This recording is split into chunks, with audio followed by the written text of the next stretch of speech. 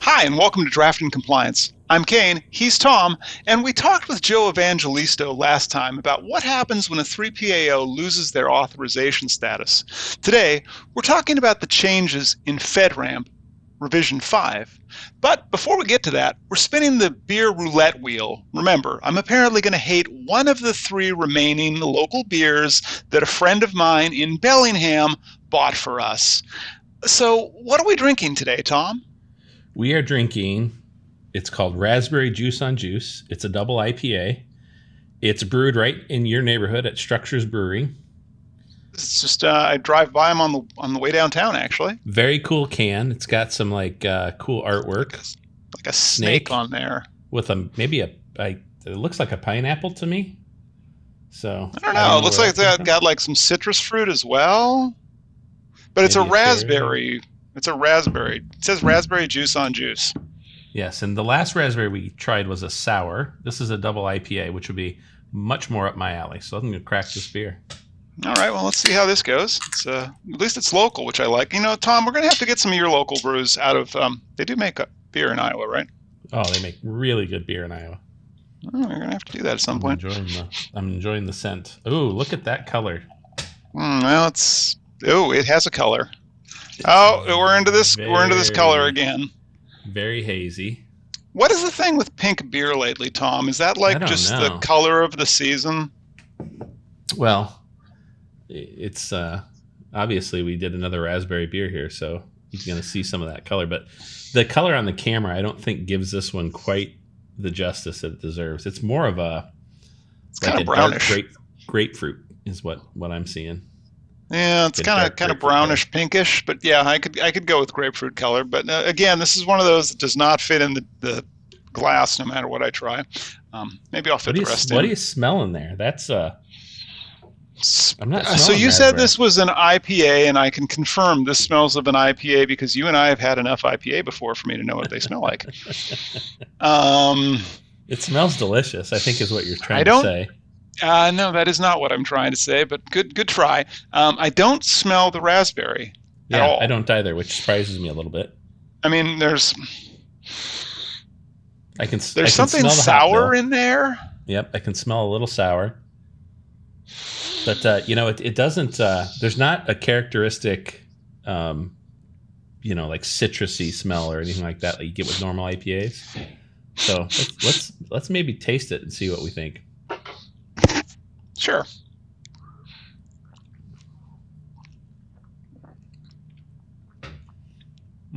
That's unique. So I've never heard you use that word before, Tom. No, instead of getting the unique, the very burst berry flavor that you got on some of our beers. You're right. It is like sour. It is like sour grapefruit right there. It just hit me. I'm getting more of the back end of if you eat a raspberry, there's that front pop of raspberry. That's not this. It's more that subtle back end of the raspberry. It's a back end of something. We can agree on that point here. It's definitely got that. I'm actually enjoying it. This has some of the characteristic hoppiness. Although it's not overpowering for a double IPA, it's not going to knock you on your socks with the hop. So what makes it a double IPA, Tom? What is a double IPA literally as opposed to a twice. single IPA? Okay, so just double the amount of hops. All right. Well, the head's gone down. I'm going to try one more sip before we really get into it, just to see if it's like that was just an initial thought. I am actually very much enjoying this. I mean, it's not. On back of palate, it's terrible. Oh. I mean, on the front of my tongue, it's inoffensive, but on the back of my tongue, it's just like I don't know why that sour gives me so much joy, Kane, but it does. I really enjoyed the front and the back of this. The front has a very unique raspberry flavor, and I want to make sure we say unique because it's not that burst of berry flavor. It's more that subtleness on the back of it, but there's a lot of it there. You know, Tom, at some point, you and I are going to have to sit down and drink Lafroig or something similar. Now, Lefroy is not my favorite, but if you think this is unique, Lefroy will clear a room. All right. It's a scotch, I'm coincidentally. game. Cool. It's medicinal. It's good for you, basically, if you That's survive right. it. Yeah. Anyway, we were talking about FedRAMP, and having read the FedRAMP Rev 5 spreadsheet, and we'll put a link to that in the show notes, it mentions a number of changes in the controls across different FedRAMP baselines, like low, moderate, and high. From your perspective, how significant are these changes?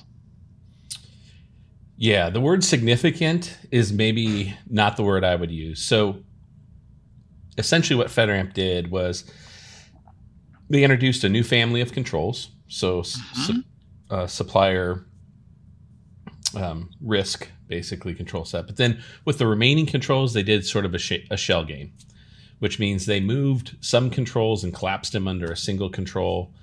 Mm-hmm. They moved controls out of one family into another. Parts and parameters that are in FedRAMP also moved around. So it created a very mixed up view of what people had come to trust with Rev 4. Rev 5 just looks very different because of that. But in terms of significant changes, yeah, there's more specificity with Rev Mm-hmm. 5 than there was over Rev 4, but largely all of the same controls still exist. So if you looked at the So from count, my perspective, then it's significant because, as you said, they played a shell game, and we'll get to the specific control changes in a moment. But you're saying there's not that many like big changes, just structurally things moved around. yeah, I would say if you're looking for big changes, certainly the supply risk Mm-hmm. family of controls, that's a significant change. Um, configuration management had a significant change underneath it. You're now required to use a STIG standard for configuration management, where before you could use a CIS benchmark 1 Boy, control. I remember Stigs. Yikes, that takes me Yep. back. And then there's some additional focus on privacy. Those are probably the biggest significant changes there. Well, let's get into those in some details because, like from your perspective, what are those key security control differences, like in detail, that other cloud service providers need to be aware of, particularly when transitioning from Rev 4 to Rev 5? Yeah, I think folks are going to struggle with the configuration management change. You know, you're talking about a fairly significant step up in terms of diligence and focus with a STIG Mm-hmm. over a CIS benchmark. So be prepared for that. Be prepared to also sort of build a STIG light configuration management guide where a STIG doesn't exist. They'll allow you to use CIS benchmark 2, but I think some agencies are going to push for additional changes on top of that. So that's another place where we certainly see a difference with Rev 5 is there is more leeway by agency now with Rev 5. Mm. Okay. Yeah, something else I was reading in there was to me it felt like you could tailor your controls a little more. So for our audience then, Tom, could you explain how there's that increased focus on customization in FedRAMP Rev 5 and how that affects the role of cloud service providers? Yeah, great question. Essentially, when they say customization, what they're doing is they're nodding to the fact that there are agencies that have different needs.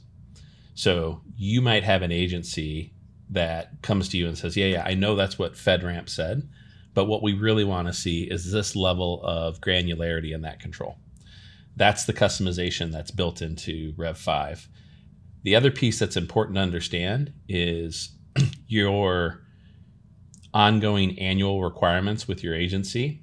If you Mm-hmm. happen to use two agencies, meaning you have an authorization with two, you're going to have to get your annual done with both of them going forward as well. Oh boy, that sounds like twice as much fun then. For the same price or for double the price? Do you Probably figure double the with your price. 3PAO? Oh, goody. Certainly, if you can, I would keep your focus to a single agency where possible. I think that makes a lot of sense. And I want to say if you're enjoying the show, ring the bell and subscribe to get new episodes, or just search for Drafting Compliance in your pocket, in your podcast app to listen along. Though I honestly can't imagine the show is quite the same without seeing Tom's reactions to beer. Speaking of Tom, could you walk me through the significance of the POAM management process in the context of transitioning from Rev 4 to Rev 5? Yeah, another great question. POAM is essentially your tool for the transition. So you're expected to do a gap analysis, which anybody who's going to move from one to the other is going to do. I mean, that's sort of 101. But you're going to track those gaps in the POAM, and you're going to give status monthly in your POAM as you know in your continuous monitoring program as to how you're doing on solving those gaps, right? And again, you'll typically have about a year to solve for those gaps. Yeah, I realize we just introduced a term without defining it first. So POAM, plans of action and milestones. And on FedRAMP, Tom, POAMs are, you're allowed to keep them open, right? This is not analogous to CMMC where there's been that drive to closure on POAMs, right? Well, there's still a drive to closure. The difference, I think, is there will be some agency back and forth on POAM items. And so if you get an agency that is particularly partnership oriented, they may have a different kind of conversation on a POAM item than you might underneath CMMC. But I'd still consider it a bound start and finish sort of exercise where you're not going to be allowed to just keep something open for eternity. Fantastic. All right. And just thinking also of Rev 5, are there any provisions that cloud providers might find difficult to meet in the new Rev 5 control requirements? Well, other than the STIG piece, bless you. Other than the Thank STIG you. piece, we certainly see the supplier risk family of controls as a significant step up in prescriptiveness. So you have to understand that, and anybody who's in information security right now, Kane, they understand that supply chain risk is a major component of your risk sort of portfolio. And I think it would be remiss if people at this point don't understand right. Yeah, that. I would I'm be pretty sure the disappointed. media has been banging on it for about 5 years now, and some of us were like, yeah, that's old news, folks, but keep going. But before, where you might have been simply checking boxes in terms of your supplier risk program, you're going to have to prove that you're doing that diligence. And so it's going to be a heightened set of controls. And with that comes additional work. And you might, I'm thinking of a large enterprise, you're likely going to have to beef up that team. All right.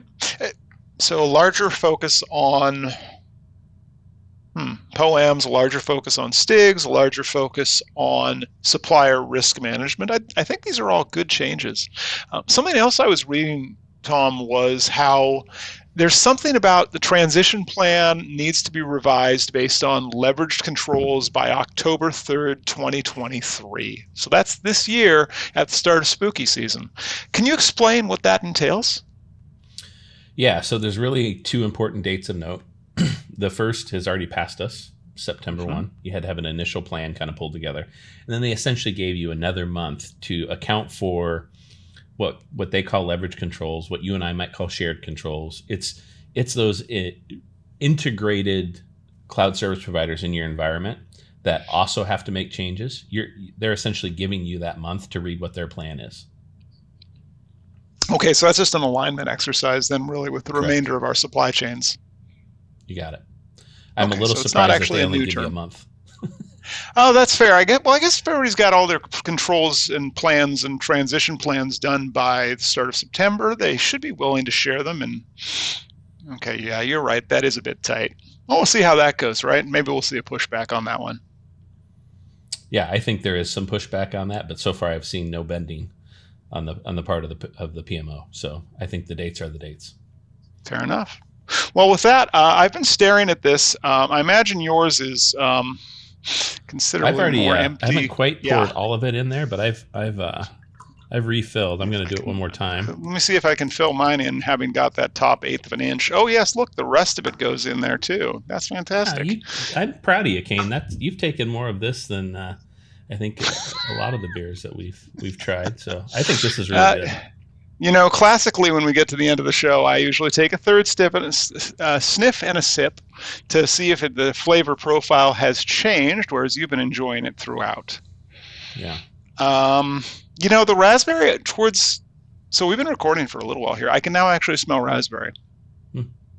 It's very faint, but I can smell it. So whatever was on there at the beginning, at least, has changed. Yeah, it's. And you told me that beers aren't supposed to be aerated. I guess because they've got bubbles in, kind of like Prosecco. But how does it taste?